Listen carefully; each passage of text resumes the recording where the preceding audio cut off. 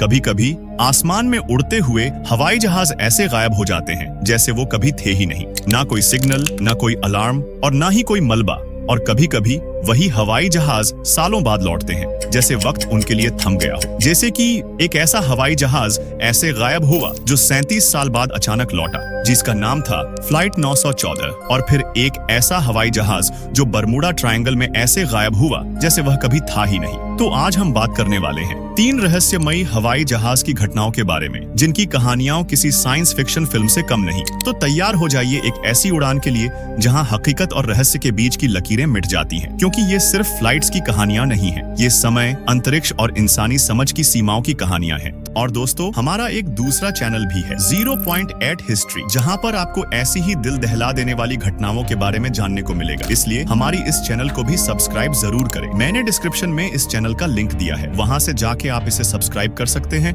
और वीडियो का आनंद ले सकते हैं। तो चलिए शुरू करते हैं। Number 1, flight 914। एक प्लेन जो 1955 में उड़ान भरते ही गायब हो गया और फिर 37 सालों तक उसका कोई नामो निशान नहीं मिला। ना मलबा मिला, ना शव और ना ही कोई सिग्नल। लेकिन फिर 1992 में वो प्लेन अचानक एक एयरपोर्ट पर उतरता है, उसी हालत में, उसी पैसेंजर्स के साथ। तो क्या ये टाइम ट्रैवल था या ये किसी और दुनिया की साजिश थी? तो चलिए इसके बारे में थोड़ा गहराई से जानते हैं। ये कहानी शुरू होती है 2 जुलाई 1955 को। पैनम फ्लाइट 914 न्यूयॉर्क से मियामी के लिए रवाना हुआ। प्लेन में कुल 61 लोग थे, 57 यात्री और 4 क्रू मेंबर। सब कुछ सामान्य लग रहा था, मौसम भी एकदम साफ था। लेकिन उड़ान भरने के कुछ ही मिनट बाद वो प्लेन अचानक रडार से गायब हो गया। ना कोई डिस्ट्रेस कॉल और ना ही कोई सिग्नल, जैसे आसमान में उड़ते हुए वो प्लेन गायब हो गया। फिर सर्च ऑपरेशन चलाए गए, पूरा समंदर छान लिया, पर कोई सबूत नहीं मिला। आखिरकार अमेरिका की सरकार ने इस केस को क्रैश माना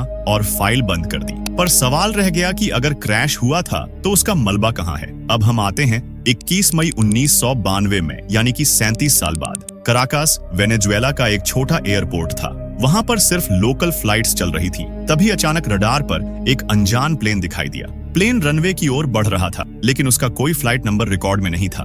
कंट्रोल टावर से संपर्क किया गया और जवाब आया कि this is Pan Am flight 914। We were scheduled to land in Miami, Florida on July 2, 1955। मतलब यह पैन एम फ्लाइट 914 है। हम 2 जुलाई साल 1955 को मियामी, फ्लोरिडा में लैंड करने वाले थे। यह मैसेज आते ही कंट्रोल रूम में सन्नाटा छा गया, क्योंकि उसने कहा कि वो 1955 से आया है, लेकिन ये साल 1992 चल रहा था। फिर प्लेन लैंड कर गया। एयरपोर्ट स्टाफ दौड़कर प्लेन के पास पहुंचा, लेकिन जैसे ही वो पायलट की ओर बढ़े, वो घबरा गया। पायलट ने खिड़की से बाहर देखा और वो चौंक गया, क्योंकि चारों तरफ बिल्डिंग्स बदल चुकी थीं, गाड़ियां को अजीब दिख रही थीं और लोग अलग कपड़े पहने थे। कहते हैं कि तभी उसने इंजन स्टार्ट किया और वो प्लेन फिर से टेक ऑफ कर गया। और इस बार वो प्लेन हमेशा के लिए गायब हो गया। वो प्लेन आज तक फिर से कभी नहीं देखा गया। पर एयर ट्रैफिक कंट्रोल की रिकॉर्डिंग मौजूद थी और कुछ गवाह भी थे, पर सरकार ने इस घटना को कभी स्वीकार नहीं किया। इस घटना को लेकर कई थ्योरीज सामने आई कि क्या वो प्लेन किसी टाइम लूप में चला गया था, या फिर ये एक पूरी तरह से मनगढ़ंत कहानी है जो इंटरनेट पर फैल गई। कुछ लोगों का मानना है कि ये कहानी 1993 की एक न्यूज़पेपर रिपोर्ट से निकली थी, जिसका नाम था वीकली वर्ल्ड न्यूज, एक टैबलॉइड जिसने कई फेक कहानियां छापी थी। लेकिन तब भी जो लोग कराकास एयरपोर्ट पर काम कर रहे थे, उन्होंने इससे मिलती जुलती बातें बताई थी। तो क्या सचमुच फ्लाइट 914 वक्त की सीमाओं को पार कर गया था, या फिर ये बस एक दिमागी खेल था? Number 2, flight 19। 5 दिसंबर 1945 अमेरिकी नौसेना के 5 विमान उड़ान भरते हैं ट्रेनिंग मिशन के लिए। उस 5 विमान में कुल 14 लोग थे। सब कुछ सामान्य चल रहा था, लेकिन कुछ घंटों बाद पायलट्स कहते हैं समंदर अजीब लग रहा है, दिशा नहीं मिल रही, और फिर सब गायब। ना कोई मलबा मिला, ना कोई बॉडी, ना कोई सुराग। और आज 75 साल बाद भी फ्लाइट 19 एक अधूरी पहेली बना हुआ है। क्या हुआ उन 14 लोगों के साथ? क्या बर्म्यूडा ट्रायंगल ने फिर से अपना राज दिखाया था? तो चलिए जानते हैं। 5 दिसंबर 1945 दोपहर 2:10 पर फोर्ट लॉडरडेल, फ्लोरिडा से उड़ान भरते हैं 5 TBM एवेंजर टॉर्पीडो बॉम्बर्स एक ट्रेनिंग मिशन के लिए निकलती है। इस मिशन को लीड कर रहे थे लेफ्टिनेंट चार्ल्स टेलर, एक अनुभवी पायलट। उनके साथ थे 14 प्रशिक्षु पायलट्स। मिशन था कि एक तय रूट पर जाकर बम ड्रॉपिंग की प्रैक्टिस करना और फिर बेस पर लौट आना। मौसम एकदम साफ था, रेडियो संपर्क सामान्य और मिशन बिल्कुल रूटीन था। लेकिन ये सिर्फ शुरुआत थी। कुछ समय बाद कंट्रोल टावर को लेफ्टिनेंट टेलर का रेडियो संदेश मिलता है कि हमें पश्चिम की दिशा नहीं मिल रही। सब कुछ गलत लग रहा है। समंदर भी अजीब सा लग रहा है। पायलट अपनी दिशा पूरी तरह से खो चुके थे। लेफ्टिनेंट टेलर को लग रहा था कि उनके विमान के कंपास सही से काम नहीं कर रहे। उनकी आवाज में घबराहट साफ झलक रही थी और फिर उन्होंने कहा कि हमें नहीं पता हम कहाँ हैं। ऐसा लग रहा है कि हम फ्लोरिडा कीज के ऊपर हैं। कंट्रोल टावर ने तुरंत उन्हें वापस लौटने का रास्ता बताया, दिशा दी, लेकिन टेलर बार बार एक ही बात दोहराती रही कि सब कुछ अजीब लग रहा है, मानो कोई अदृश्य शक्ति उनके चारों ओर मंडरा रही हो, जो उन्हें भटकाती जा रही थी। धीरे धीरे मौसम बिगड़ता गया। तेज हवाएं, बादल और गरज। आखिरी रेडियो संदेश आता है शाम 6:20 के करीब कि ऐसा लग रहा है जैसे हम किसी सफेद तूफान में घुस रहे हैं। हम पूरी तरह से खो चुके हैं। और फिर एकदम सन्नाटा।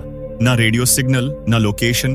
फ्लाइट 19 पूरी तरह गायब हो चुका था। कुछ ही देर बाद एक रेस्क्यू प्लेन मार्टिन मैरिनर उड़ान भरता है 13 क्रू मेंबर्स के साथ, लेकिन वो भी रडार से गायब हो जाता है।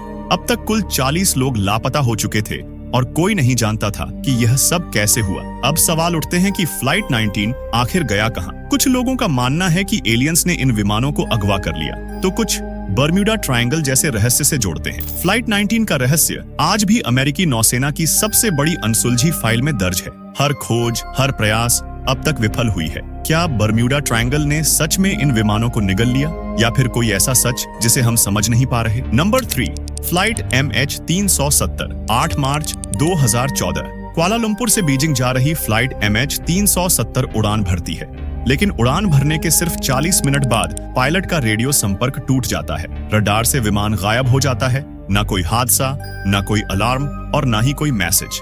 239 लोग और एक बोइंग 777 का विशाल विमान ऐसे गायब होता है जैसे कभी था ही नहीं। तो चलिए इसके बारे में थोड़ा गहराई से जानते हैं। मलेशिया एयरलाइंस की फ्लाइट MH370 ने 8 मार्च 2014 को रात 12:41 पर कुआलालंपुर इंटरनेशनल एयरपोर्ट से उड़ान भरती है। इसमें कुल 239 लोग सवार थे, जिनमें 227 यात्री और 12 क्रू मेंबर्स थे। विमान को सुबह 6:30 पर बीजिंग पहुंचना था, लेकिन 1:21 पर उड़ान भरने के करीब 40 मिनट बाद विमान का संपर्क अचानक टूट जाता है। ना ही कोई मेडे कॉल और ना ही कोई इमरजेंसी सिग्नल। जैसे ही विमान वियतनाम की हवाई सीमा में प्रवेश करने वाला था, वो अचानक गायब हो गया। बाद में मिलिट्री रडार डेटा से खुलासा होता है कि MH370 ने अपना रास्ता बदला था। विमान ने दक्षिण की बजाय पश्चिम की ओर मुड़कर मलक्का झलडमरू मध्य की तरफ रुख किया।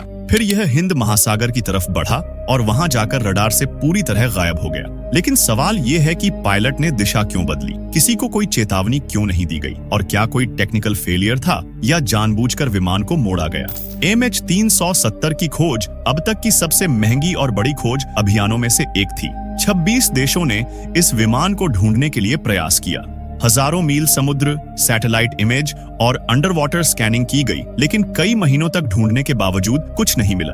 फिर 2015 में फ्रांस के एक द्वीप रियूनियन पर एक टुकड़ा मिला, जो फ्लाइट MH370 के पंख का हिस्सा था। लेकिन मुख्य विमान, ब्लैक बॉक्स और बाकी सवार लोग आज तक लापता हैं। कुछ थ्योरीज का कहना है कि विमान को रिमोटली हैक कर लिया गया था, तो कुछ थ्योरी के अनुसार विमान में धीमी ऑक्सीजन लीकेज हुई, जिससे सब बेहोश हो गए और विमान ऑटो पायलट पर उड़ता रहा। लेकिन MH370 आज भी दुनिया की सबसे बड़ी अनसुलझी हवाई पहेलियों में से एक है। जिन परिवारों ने अपनों को खोया, उन्हें आज तक न शव मिला और न ही जवाब। शायद सच्चाई कहीं समंदर की गहराई में दबी है, या फिर किसी ऐसी जगह जहां हमारी टेक्नोलॉजी पहुंच नहीं पाई। तो दोस्तों, आपका दिल से शुक्रिया, क्योंकि आप इस रहस्यमयी सफर में हमारे साथ आखिर तक बने रहे। अगर आपको यह वीडियो पसंद आई है तो कमेंट करना पार्ट 2।